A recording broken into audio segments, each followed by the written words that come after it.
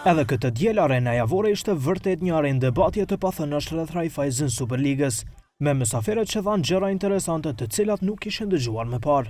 Goditjen e javës e bëri trajneri Synaj Keçi, i cili nuk hezitoi të pranojë që ndihet i tradhtuar për nga mënyra se si u largua nga klubi Hajvalis. Ai theksoi që në momentin e parë kur dy trajnerët Ismet Munish dhe Emin Bajrami u pajisen me licenca, klubi nuk eftoi me fare dhe një gjë e tillë ka bërë që ndarja me klubin të mos e ketë më shijen më të mirë. Kemi pas një farë mosmarrëveshje, unë prapë them që në atë klub meritat e mia janë shumë të mëdha në atë klub, por disa anëtar të udhëheqësisë se kanë kuptuar këtë, kanë keq përdorur, të them ashtu të drejtën, se tere kom pasur në licencën, më theshin mëngjes eja për ndeshje, po unë prapë kom shku, që tash licencën e ka edhe Ismeti edhe treneri Emin, pra si duna, jemi nda kështu, bashkë si shok, po jo në mënyrë të mirë, se unë bashkë me kita Hajvali kom korë sukseset të matë maja, i kom zerë për i vendit 11, kur i kam pas vetëm 12 pik, i kom pru në vendin e 4, kemi lujt në finalet kupës,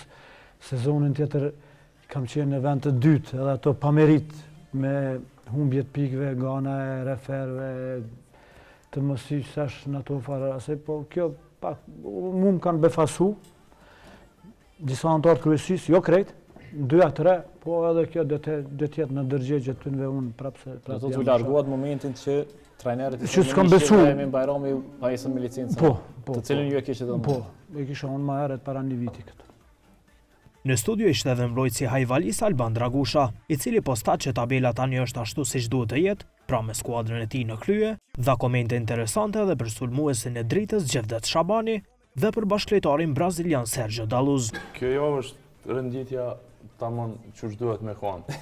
Që shpresoni se do të jetë në fund. Do jetë në fund kështu besoj. Ne gjithmonë një zhvillëm edhe treneri na e tha mas luajve çau bë, tha sot tha me numë që penalëm edhe sot në largu. Gjevdeti dijen meritat e tina, është një lejtar shumë i mirë, është njënin, dhe sulmus gati matë mirë në Superligën e Kosovës.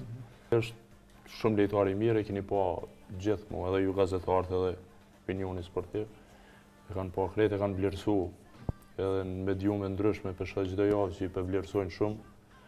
Edhe ashtu është, për mu vlerësu është se e kemi edhe në stërvitje rregullisht, është shumë lejtar i mirë, është shumë vështirë me marku ato. Edhe në stërvitje, se le mund lojë, ka i po shihet që... Alban, kemi tentuar ta kemi brazilianin sonte këtu në studio, mirë po, ka thënë që nuk di anglisht, si komunikoni me të? Një tjetër që është me to, ai kupton pak anglisht, edhe flasin edhe treneri, edhe na lejtar flasin me to, ai ja shpjegon atina. Se është e vërtet që se flet gjuhën angleze. Edhe e kupton shumë pak ai. S'duaj të mungante në studio një futbollist që ka humbur këtë javë, dhe ai ishte portieri Feronikeli Flamon Neziri, i cili përtaj komenteve për disfaten me Besën, gjithsesi nuk e pranoi që super goli që ja shënoi Fetim Kasapi ishte goli më i bukur i javës. Unë mendoj që goli i Mark Milica është një lartësi mjaft e lartë. Ka bërë një zhujtje mjaft mirë, e cila është edhe precize. Mendoj që ajo është golla më e mirë. Humbja gjithmonë është shumë e keqe, po edhe më e keqe është që zbritëm nga vendi i parë. Goli Fetim Kasapit ishte një goditje mjaft e mirë. Ai shquhet për goditje tilla, edhe është një lojtar me përvojë.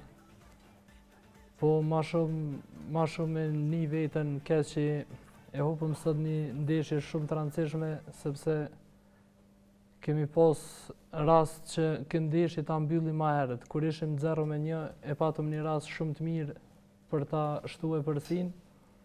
Nuk e shfrytzuam një kundërsulm që e patëm. Fiton edhe dëshiron ta arrit fitoren, atë arrit në çfarë do mënyre. Pastaj në fund kur kryen ndeshja, kërkush nuk pyet si arriti si ashtu. Po edhe ne të kishim pas mundësi me fitu, edhe ne ka fundi ndoshta unë vetë kisha zhagit pak lojën, po Pjesë e diskutimit ishte edhe kriza e madhe e Prishtinës. Një ndeshje aq e rëndësishme për të fituar për Prishtinën, saqë që në raportin pas ndeshjes në faqen zyrtare thuhet që pas sfidës pati lot gëzimi. Do thotë kjo shprehje tregon më së miri Prishtina që për një fitore më së miri se çfarë gjendje është Prishtina dhe sa fitore e rëndësishme ishte. Pse Prishtina gjendet sot këtu ku është? Sezoni me i dobët në periudhën e Sezona më e dobë që e maj men Prishtinës prej kur ish Jugoslavisë. Se edhe unë kur kam qenë lejtar në vitet 89-90-91, kur s'kemi qenë në vendin e 10-11. Edhe tu i kemi pas edhe klubet më të forta se që janë tani. Është problemi të ofeqja? S'pe pohoj asni klub. Po marrë parasysh se quhet, gjithmonë kemi qenë në vendin e 5-6. Por, kjo situata është e keqe, për ekzistencë kur lufton një ekip është mjaft e vështirë. Ka raste kur prej 2 metra shkon topi përmbi, është shumë vështirë të luftosh për ekzistencë. Unë gjithmonë marr shembull me kalu këtë Evropën me ardhmë me luli Kosovës, është pak anomali. Me ardhë prej Kongos apo prej Nigerisë me ardhë me luli Kosovës, me kalu këtë Evropën, këtë ato shtetet Evropës, është pak për çudi, por vinë kvalitetit mesatar që. E pas diskutimit për formacionin, paneli zgjedhje edhe golin më të bukur të javës, i cili këtë herë vjen nga kjo djathtë fantastike Vetim Kasapi të Besës.